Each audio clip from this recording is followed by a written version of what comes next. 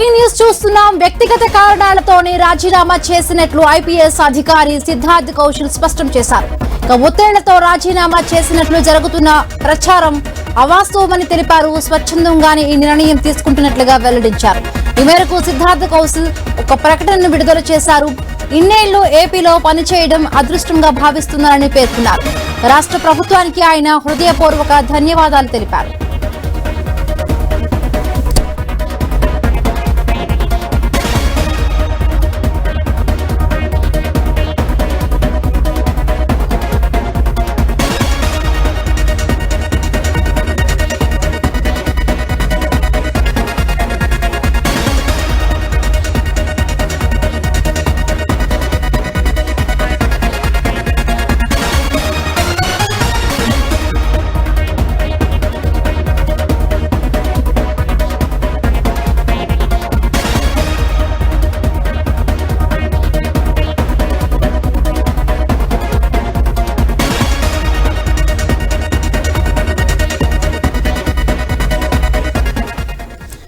IPS అధికారి సిద్ధార్థ్ కౌశల్ రాజీనామా చేశారు. వ్యక్తిగత కారణాలతోనే రాజీనామా చేసినట్లుగా ఐపీఎస్ అధికారి వెల్లడించారు.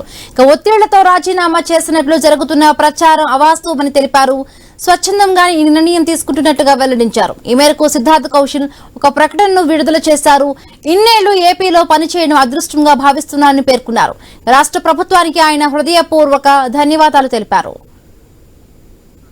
దీనికి సంబంధించి మరిన్ని పూర్తి అప్డేట్స్ మా కరెస్పాండెంట్ కాంతి అందిస్తారు. కాంతి.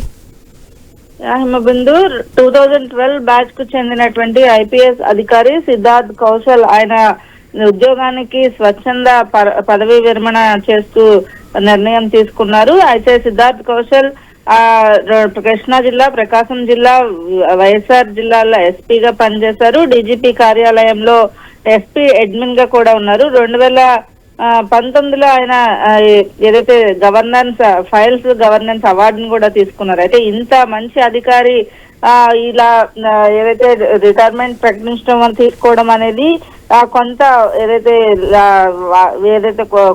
కొంత దీనికి గురయ్యారు. అయితే ఆయన వ్యక్తిగత కారణాలతోనే రాజీనామా చేస్తున్నాను అంటూ ఒక లేఖను కూడా విడుదల చేశారు.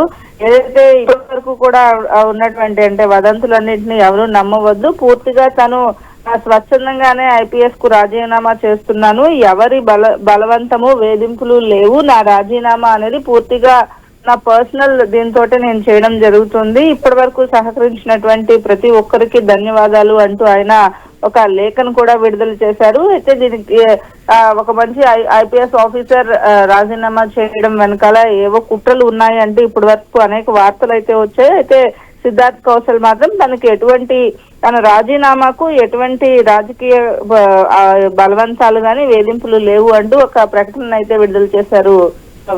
Right, thank you Kanthi, thanks for the updates.